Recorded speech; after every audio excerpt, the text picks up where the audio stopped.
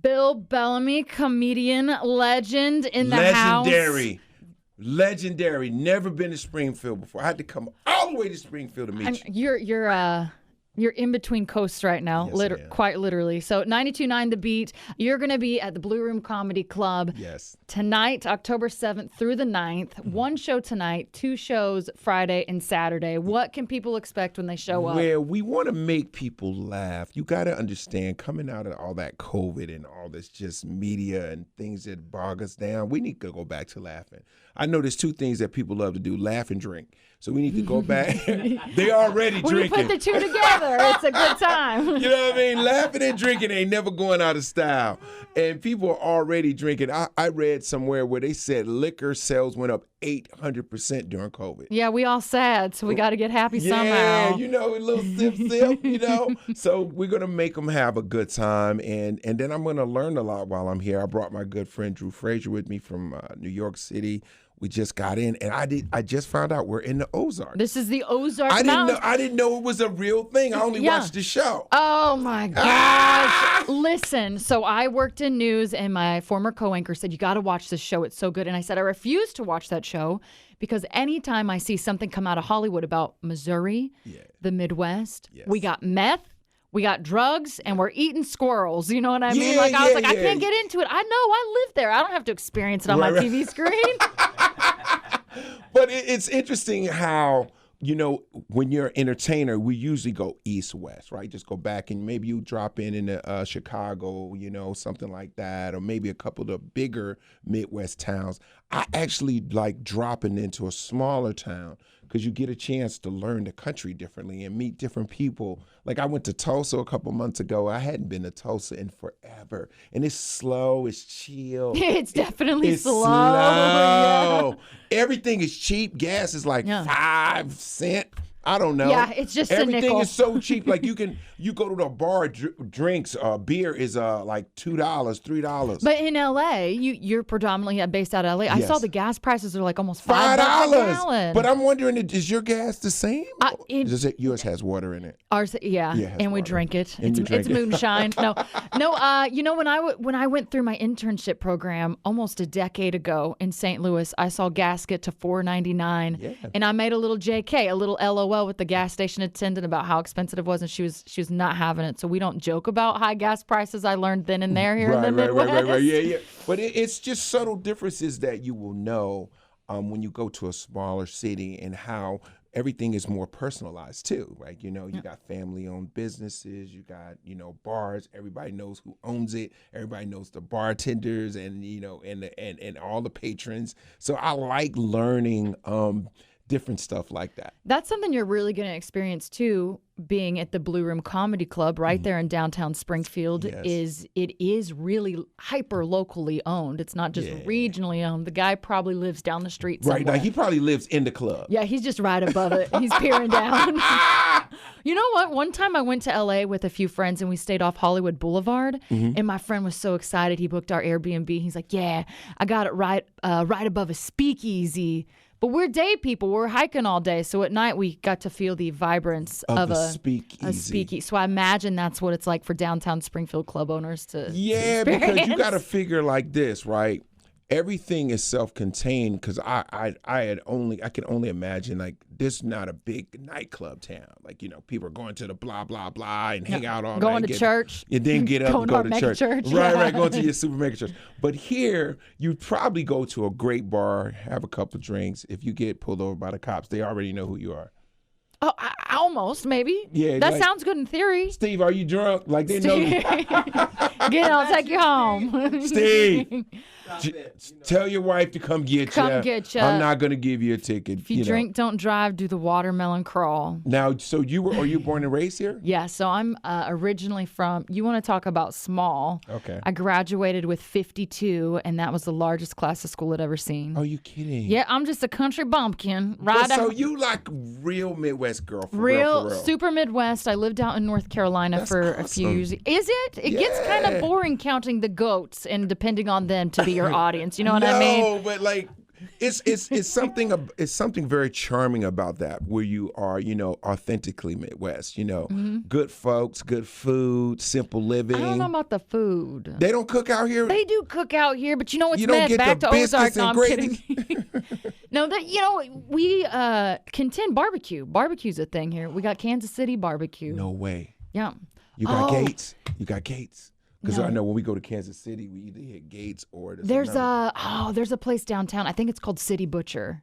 I'll have to look it up before you leave. Okay. And long story, we have the Springfield Cardinals here. It's a AA affiliate of the St. Louis Cardinals. Cool. When the St. Louis Cardinals rehab, they come to Springfield, and this is like the barbecue joint that they'll rave about on social media. No way. So it's professional approved. The real deal. The real deal.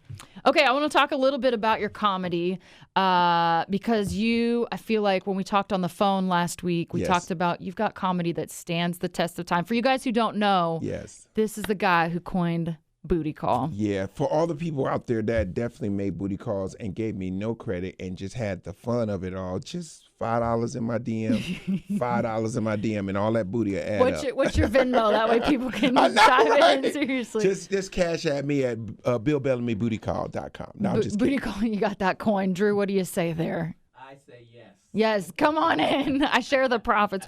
So I want to talk about, I was listening, kind of preparing today to an interview you did about 6 months ago with Comedy Hype, and it was talking about in 2006, the thumbnail, the headline of whatever you call it on YouTube was you disappeared from Hollywood, but you hadn't really disappeared. You'd had a family at the time, which is a really cool to hear. I was listening to you talk about how your other comedians in the business are saying, hey, enjoy your kids. Yeah, it's interesting.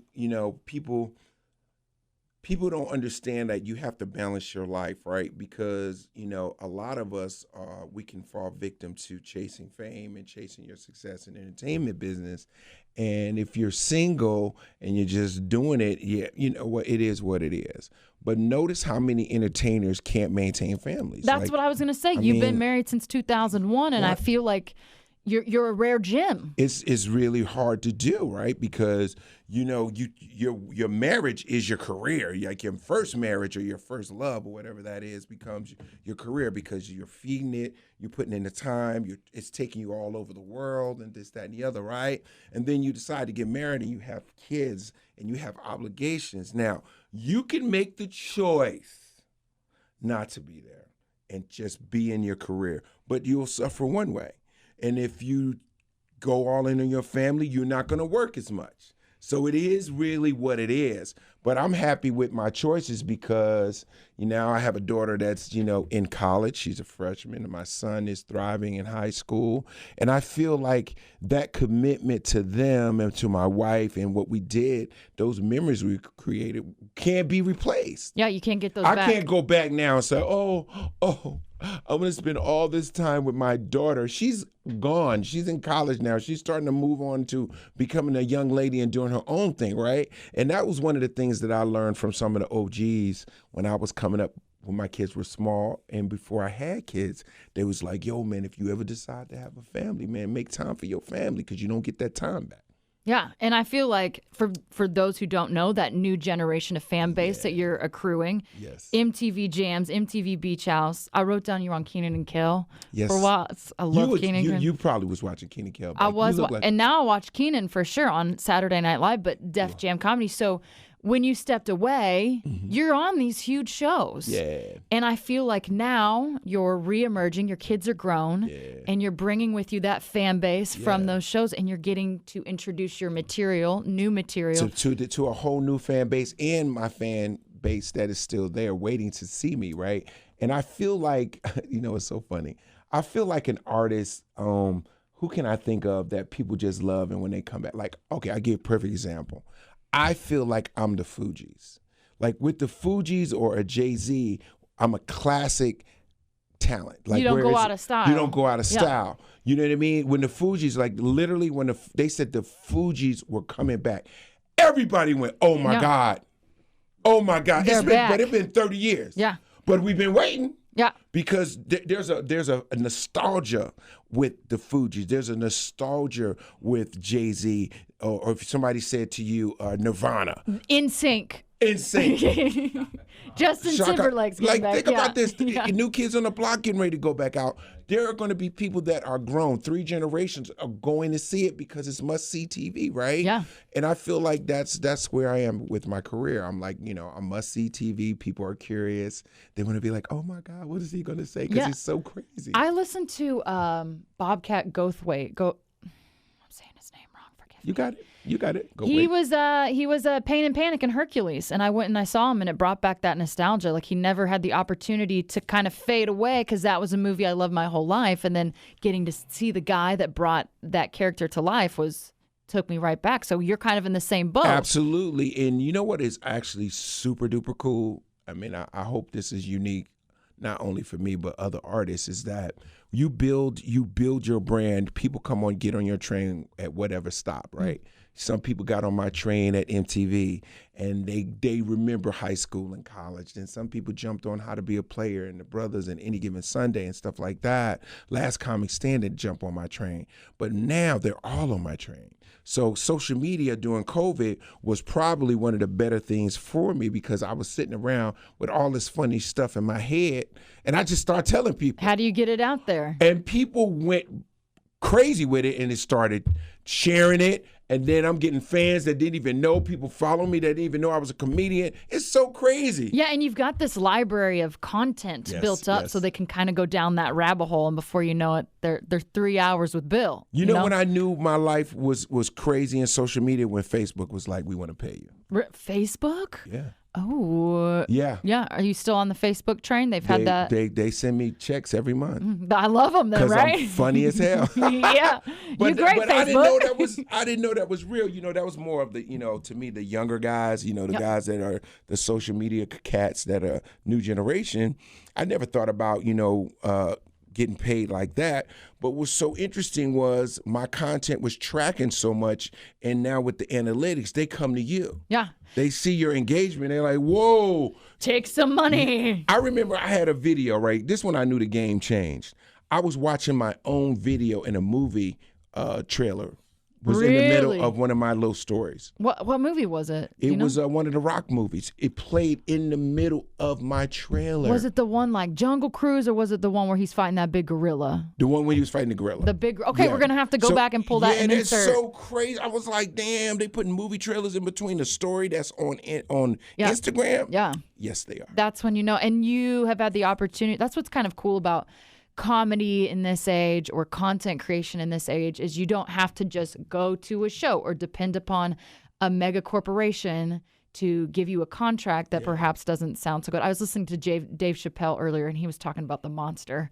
And you can kind of do it yourself. You can create multiple revenues of income just on the stuff that's rolling around. Especially if you're creative and you have the platform now and you got the fan base, you really are unstoppable. And Dave is one of those kind of guys who has tried to, go mainstream with his comedy. A lot of times he's always getting, pushback. But that's what comedy is. Like, we're supposed to make people go, oh, my God, I never thought of it like that. Yeah. That's what comedy is. When Drew and I started, we pushed the envelope. We're like the pulse of the conscious of the culture, of what people are talking about, what people are reading, what people are thinking. So we just take all that energy and make it funny, right? Yeah. But now everyone's trying to make you so safe. Don't talk about small people. Don't talk about people who eat a lot. Don't talk. Come on now. I feel like I was going to ask you about that. I've always been a fan of comedy is subjective. Either they laugh or they don't laugh, or some of them laugh. So to silence, to say, no, you can't tell that joke because I'm hurt, to me seems odd. There are things I'd prefer people don't joke about. But if I don't laugh, I don't laugh. Maybe the next guy does, Right. And then there's certain things that are off limits, right? Certain things you don't laugh at, right? That part, I get it. Mm-hmm. But I'm saying, like, if it's at the pulse of what everyone's talking about, like this whole vaccination thing versus and for, right? COVID, all these different laws are getting passed now. Yeah. There's a lot of stuff going on that people are uncomfortable with. They don't like, they are supportive of.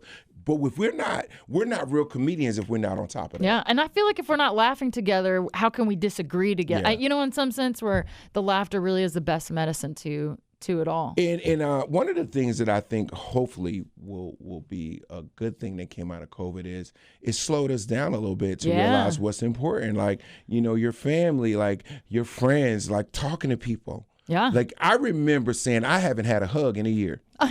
Like Somebody touch me. Remember when we used to hug? Ah! Now I'm still like, what do I do? Everybody's like, kind of, can we go back to hugging? They give you the elbow or the fist bump. It's like the awkward interaction. Like, what do I do? I cover my face. Do you have a mask? Do you hold your breath? Like I take pictures now, hold my breath. Do you really? The COVID can't get in if I just don't let it. I know what you mean. I'm getting busy. I'm trying to, and they want to do multiples of one.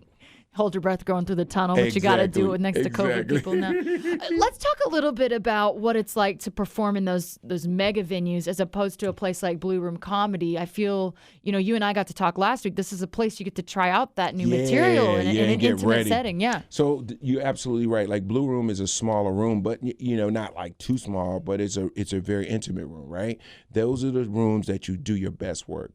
Like when I was in Albany last week, I did the new jokes that I wrote that I didn't even know if they were ready yet, but I said, I'm going to try them out, fix them. But next week, I'm at the Fox Theater in Detroit, 5,000 people. Kid Rock could be there. Exactly. Eminem. You know what I'm saying? Somebody from Motown.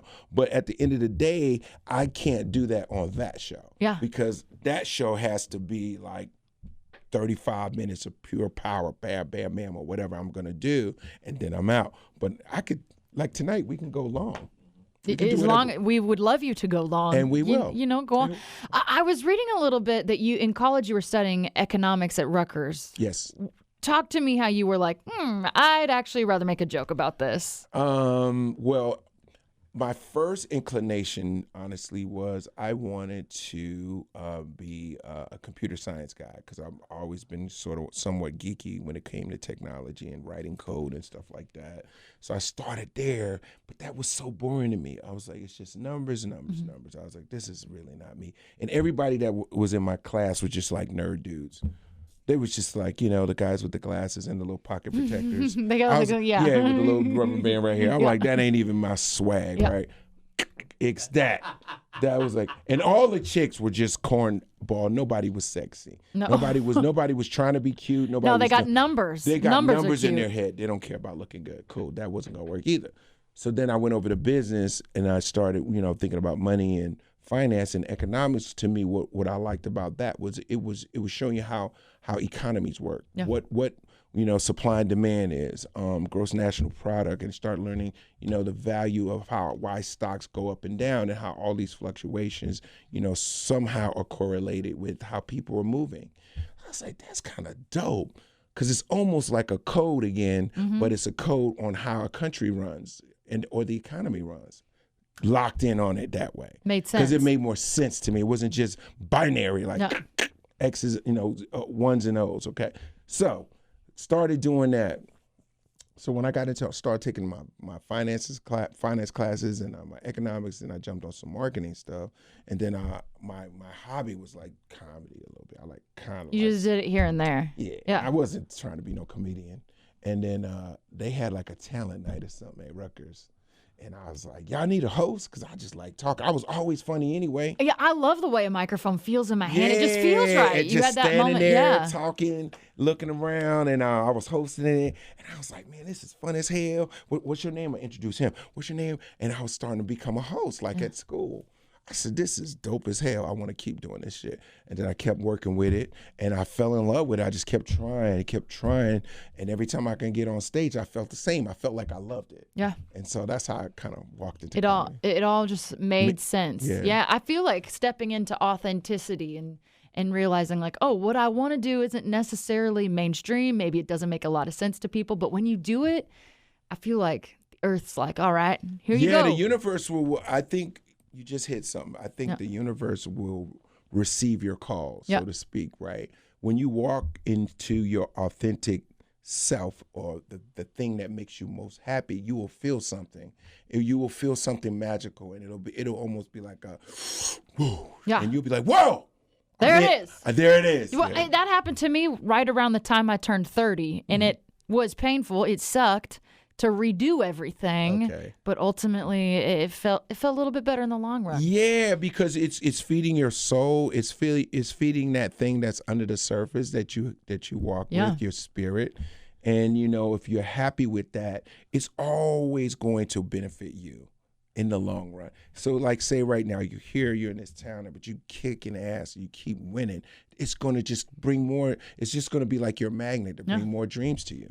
When you were growing up, did you have comedians that you just idol? Did you have guys that you looked up to, guys and gals? Yeah, everybody. Like I have I'll give you my top 5. That these are the people who directly influenced who I am. Eddie Murphy, Bill Cosby, George Carlin, Robin Williams. I always wanted to be funny like Robin Williams, and a little bit of Red Fox because I used to sneak in and listen to him. People don't talk about Red Fox, but he was pretty funny too. Yeah. He's super funny. Yeah. He made me want to have a TV show. And here you are talking about your TV show, your filmography. Last week we talked, and you have a book deal going. Yes. You got a Netflix special coming up. You're on tour. Yeah. What else are you doing? And tell us how you have time, quite honestly. Honestly, it's just go, go, go. We just finished this movie in Vegas called Back to the Strip with Wesley Snipes, Tiffany Haddish, JB Smoove. So I need to time out from the ball. You know Tiffany Haddish? Yes, I do. Do you know? I don't want to toot my own horn. Go for it. But I feel like I'm one of the people that started her career. I read her book Last Black Unicorn, and I was just like, oh my, her story is incredible. It's insanely incredible. Incredible. Yeah. She is a testament to perseverance and not giving up on yourself. And and then she did that Alexander McQueen dress thing. I was just like, God, she got it. And she was, and it's like, I love, male comedians, of course, but it was refreshing to see another woman comedian come forward and take a limelight kind of. So that was cool. We welcome our ladies. You want to come out here and get somebody? You might want to go on stage. You want to try some jokes? You look like you could do comedy. Yeah, it's because I got this funny face and fake tooth, huh? No. It's fine. I wasn't going to say that, but yeah. It's okay. I say it all the time. You say it all the time. Well, you look like you could do comedy, though. Well, thank you. Because you have the confidence to do it, and you feel like you got a story to tell. Yeah. What's it like to be Julie? Like, you could tell that story, what you go through, what you've been through, dating, this, that, and the other, the ups and downs. Yeah. Yeah, we'll see. I don't know. Don't be scared. One day I'll be following you around. Yeah. And not on an. I'll put you on stage. Not like an on tour thing, just like a creepy way. Yeah, like, just stalk me. I haven't had a stalker in a while. Not in a hot minute. I'll reserve No, that. I haven't had a stalker in a minute. I used to have them all the time. That's how you know you've made it. Yeah, when you get a stalker that travels to different cities to see you and they bring you flowers. You never had that? They start bringing and you just food. walk up to the stage. Why are you talking? No blinking. Yeah, no blinking. Just That's a little deep stare too, like inner spirit stare. Wow. Yeah. Does that throw you off your game? Did it throw you off your stand-up It was routine? weird after the fourth city. After the fourth city. After the third one, I think I'd be like, maybe we call the police. Like, I don't know. Why are you doing that? I didn't get it. See, this is like before social media. Now I have, women that just like everything I do. Yeah. But the number one fan's your wife for 20 years, and you've been able to ignore them, right? They be hitting it like this. Oh, Dad, I love that picture. No, I'm like, who? They like so much stuff that you got to go see who it is. You got to give them a little creepy. Well, I mean, you like that? That was just a picture of a little dog. That's how you'll get most of them. Double is tap. the dog photos. Cute dog. You fit your demographic. When is Back to the Strip coming out? When can people watch that? I think next year, early spring. Is it Netflix? Is it a No, theater it's a movie. It's a theater movie. Okay. Yeah. So maybe you get in on that, like HBO sometimes does a theatrical release. I at want the it same just time. back in the theaters because this is a theater movie. We got all the right people. We're in Vegas. It's big. We're playing these, strippers that are trying to get their life back together. I played the stripper. You played the stripper? Yeah. I thought we were going to go like J-Lo Hustlers, but you're going Magic Mike route Magic a little Mike, bit. Okay. Yeah, I could drop it like it's hot, Jay. Don't be scared. Don't be scared. I'll drop it like it's hot. Let my song come on. Pony, ride it, my pony. A little Genuine here. Yeah, look, yeah. I know what you're talking about. The epic stripper song. Yeah. So talk about your book. Can you talk about that at all? I'll just give you a couple snippets. Okay, give me a little snippet. So my book is kind of it's a memoir, but Okay. they call it the anti-memoir because it's a little different than just the typical cookie cutter memoir.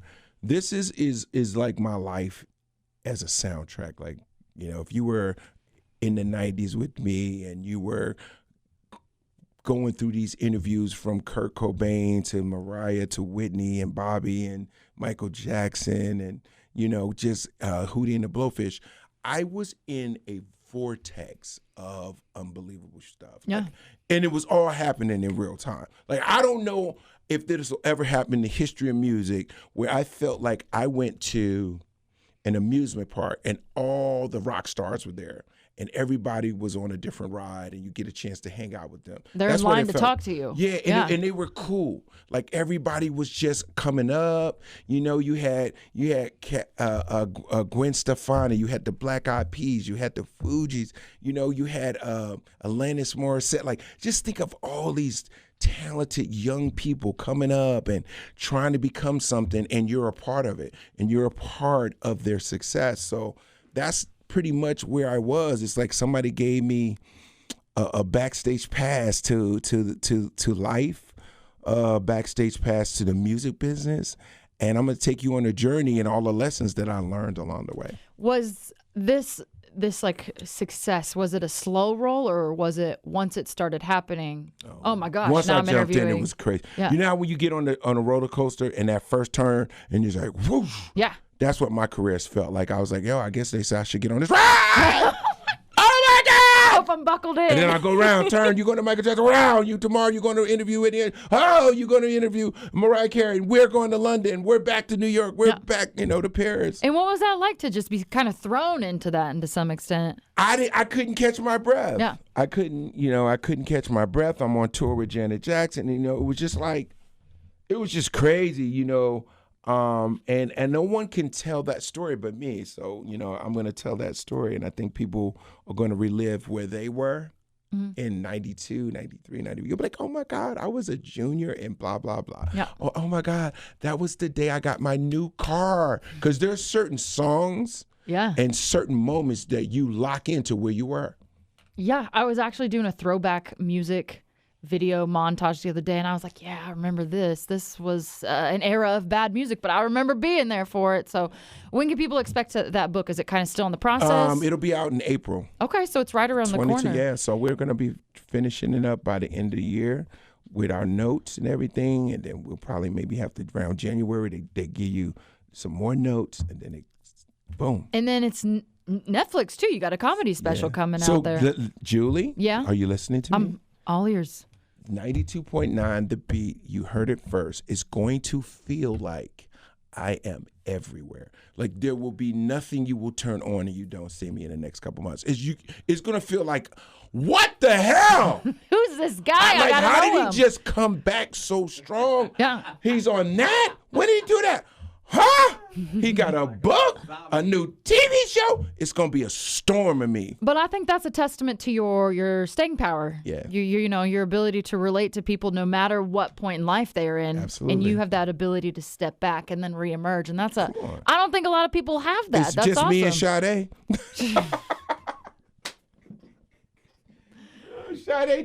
Sade go away and don't nobody even think of her. She ain't on social media, no nothing. And she come back out, tickets is $5,000. $5,000. I have pocket lint. Sorry. Okay. Before I go, can you do me a favor? Yeah, can of you course. tell us a great place for lunch to go? Because we know nothing about Springfield. I think it's called the City Butcher. I'm gonna, as soon as we step out, I'll do that. Where I went to Civil Kitchen yesterday too in downtown Springfield, right off the square. There's only one square. Don't get tricked. How far is the square from here? Oh gosh, it's probably like 2-3 miles. We're going to the square. Yeah, Let's squares. go see the square so we know what we're dealing with. Yeah, and then from the square, so depending on Civil Kitchen, you'll loop around straight down. It's going to be the movie theater, and then on your left will be your venue, which is where you're headed tonight. Oh, thank you. So, and yes. you can come. I'm going to leave 4 tickets for you. 4? You think I got 4 friends? Okay, 2. All right, that seems more reasonable. Reasonable. Yeah, I'll knock on my neighbor's door. I've not met them yet, but hey, what's up? Okay, so Bill Bellamy tonight at the Blue Room Yes, 7 o'clock. comedy. Is it 7 o'clock? 7 o'clock tonight, and 2 shows on Friday, 2 shows on Saturday. And then next week, I will be in Detroit at the Fox Theater. The Fox is always a nice place. We got one of those up in St. Louis. Yeah, and you got one in St. Louis? Yeah, it's got this big crystal thing. Woo! Every time I go. So I always feel like when you perform there, you always feel like a star because it's so beautiful, and all they renovated everything. Everything is like the 50s. It's got this Art Deco feel to it. I know exactly what you're talking about. Yeah, there it is. Okay, tickets are going to be available at BlueRoomComedyClub.com tonight, Friday night, Saturday night. 2 shows Friday and Saturday, so you're going to have to get some food in you to keep up with that. Bill Bellamy, thank you so much for joining us. 92.9 The Beat. Best. I would say I'm slightly above mediocre. No. You know what I mean? I'm kidding. You the best. There we go. That's the energy I need to finish out this week. You know what I mean?